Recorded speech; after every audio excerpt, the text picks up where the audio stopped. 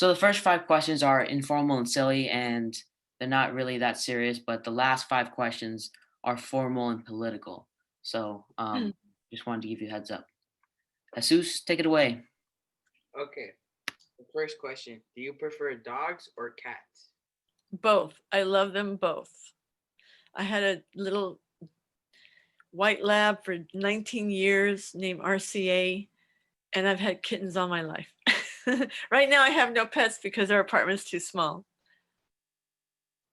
Okay. Second question: what is your favorite food? Movie?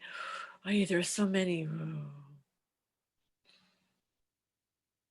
Salt of the Earth. Have you ever heard of it? No. It's one of the greatest movies about Chicano miners in southern New Mexico who, together with white miners and their community, especially the wives, took on the zinc company and they went on strike. It was a very bitter battle. It was in 1952. It's a very famous story, and I would recommend watching it. It's called Salt of the Earth. You Interesting. guys will love it. And it has this young child, a teenager, who gets involved in it too. I think you'll love it. Okay. Third question: have you been to Palo Alto? If so, what is your favorite memory of Palo Alto? I have been to Stanford University for protests, anti-war protests at Stanford. I also remember my little cousin. She had a heart operation, a heart transplant, when she was 6 years old at Stanford, and so I would go there to visit her. And that was one of my biggest memories. She was a little girl, but she was a real fighter. Fourth question: what is your favorite Liga MX team? If you don't know, you don't need to answer. My favorite what? Liga MX team. What's that net word? Leon Mackey's? What is it? MX. Liga MX. It's a soccer teams that come from Mexico. They play. Oh, Yeah.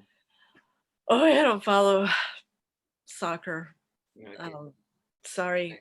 Whoever's the underdog, I'm for. What is your favorite hobby slash pastime? RB, what's that? Pastime Oh, my favorite pastime? or hobby? Reading. I love to read history books and I love movies. That's what I do. If I, one of my favorite things to do though, you might laugh, is I love to shovel snow. And I live in San Francisco. We don't have snow. But when I go visit people in the East, Colorado, my sister, whatever, I actually love to shovel snow. If I could have a job doing that, I would do that. Who was one of your role models when you were in high school? High school, there were a number of people that I really looked up to. Well, my parents first, they really were. They were hardworking people, they were generous. We didn't have much. They're Mexican. They didn't have much, but they gave what they could to people who had less fortune than them. I really learned, that's who I really learned from. But I had heroes since I was like 9 years old because I used to love to read history. One of my first hero actually was Sun Yat-sen, the Chinese Republican fighter who fought against the last ruling dynasty of China.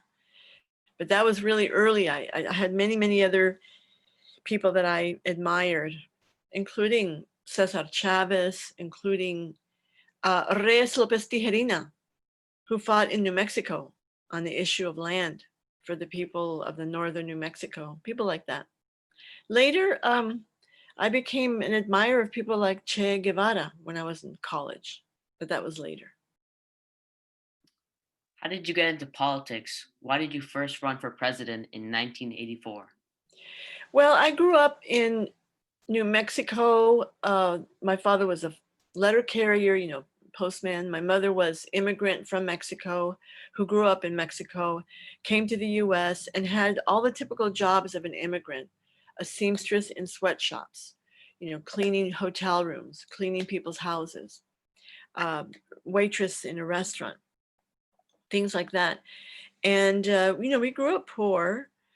It's a wonderful family, five siblings, but I didn't understand why things were where they were. I got a scholarship to study in Brandeis University in Waltham, Massachusetts. And I had no money to go to school, but a young woman came to my school, a young Chicana student, who said to me, apply at Brandeis. There is money. And when I went there to Massachusetts for school, I found out that the reason I got into school was because students were demanding that youth of color, Black, Latino, Native, other students, and even poor white kids, that they be allowed to go into a very rich school, um, and demanded scholarships. So they actually took over the campus and they won hundreds of scholarships for people like me. I would never have a chance. So that's how I became politically organized. It's called affirmative action, to open the doors to jobs and schools, opportunity, even housing, to say people who've been denied for so long because of racism should be allowed entry.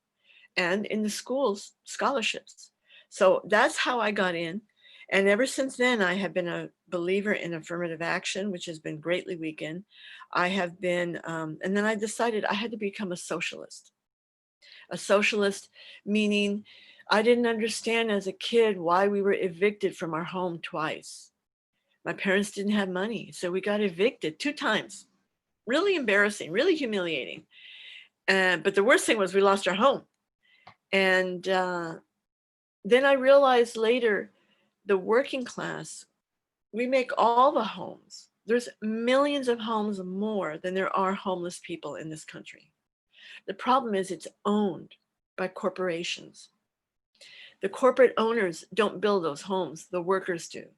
But once those workers leave that job, they don't have a right to the very thing they build. That's what made me a socialist. Against war, against racism, against sexism, for the rights of LGBTQ people, for the rights of everybody. And that's what I am today. I'm a socialist. So I have been active for decades, I have to tell you. I started as an 18-year-old, but I was nominated by my party, the Party for Socialism and Liberation, to run for president this year. And I was nominated by the Peace and Freedom Party in California. So I got the highest number of votes for a socialist since 1976. And I think what it shows, more people are saying, well, this capitalist system is killing us. There's no housing, no health care, no COVID care. So what is socialism? And people are starting to pay attention. That's why we got so many votes. Our nation appears to be divided. How would you bring our nation together? I think those who believe in the ideals of equality and against discrimination, against what these fascists, the white supremacists, the Proud Boys and all of them, what they're doing. I think we have to keep our eyes on the prize, be involved in our community to help people, be involved in any number of issues going on. And more than anything, I think that we have to protest. I'm for peaceful protest, but I also think that what happened Wednesday was extremely dangerous. And the fact that the government, in Washington, D.C., when anybody has a protest, especially anti-racist, Black Lives Matter people, whenever we protest peacefully, all the police forces of Washington, FBI, Secret Service, all those police, they always prepare. And they were not prepared this time. Why? We have to ask ourselves that. And they present a great danger to the people. They're racist, they're fascist, they're terrorists. You could hear them shouting they would say they were going to kill people. And if they had had a chance, they would have. So I think that's one of our big challenges. The challenge is to keep calling for a program to say all people matter. Black Lives Matter is an important struggle because Black people have never mattered. Latinos have never mattered. Now we find children in cages. How can that be? So when you see something going on, I'll tell you one thing. In 1994, when Governor Pete Wilson supported Proposition 187, if you want to do a study in your school, if you haven't heard of it, study Proposition 187 in 1994, California. If that had, it passed, but the proposition said any child who's undocumented would be denied entry into public school, wouldn't be allowed to go to school, and that the parents would be like felons, guilty of felonies for being undocumented. And because Latinos, so many undocumented, are not allowed to vote in the state to this day, in this country, the vote was heavily skewed toward a lot of white racists in this state.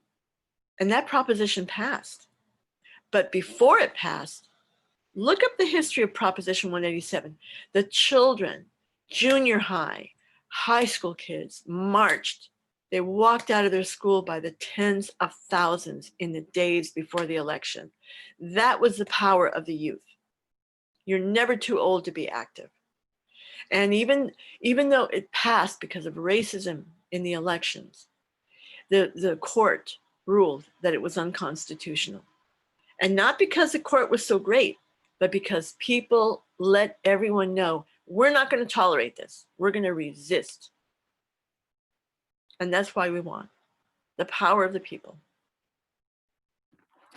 What is your message to Mexican American and Latino students on pursuing their dreams? Well, I would say this, even though the schools aren't doing so great in this last year of pandemic, and I really feel for the students, it's hard to be alone. Some don't even have a home to have a computer or internet. But in spite of all the challenges, study, do your best in school. And to the Latino and all the other youth of other ethnicities, study Spanish. You may be Latino, but you may not know how to speak it. It's not your fault.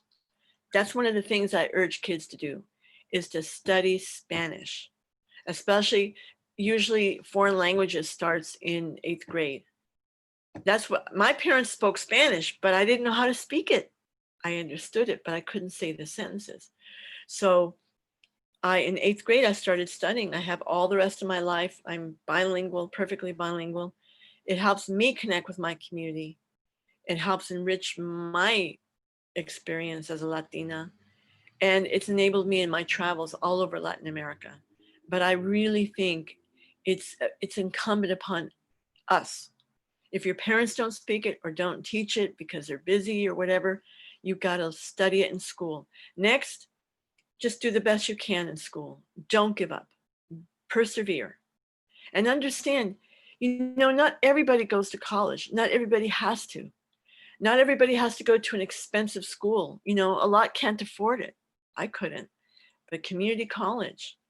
And you can learn a skill too. You can become a nurse. You can become a physical therapist. There's all kinds of jobs. If youth don't want to go to college, that's fine. Try to get a job, that can be a future. The U.S. Postal Service. There's all kinds of jobs, but never give up. And every job has dignity.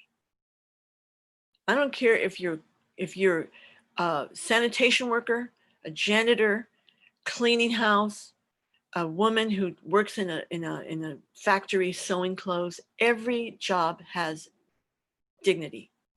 And what we have to do is demand that the wages of the people rise. You can't raise kids on minimum wage. Thank you, Ms. La Riva, for your time today. We are honored to speak with you, and we hope that you have a wonderful day. Thank you very much. Don't forget, salt of the earth. Show it to your friends. Take care. I really appreciate it.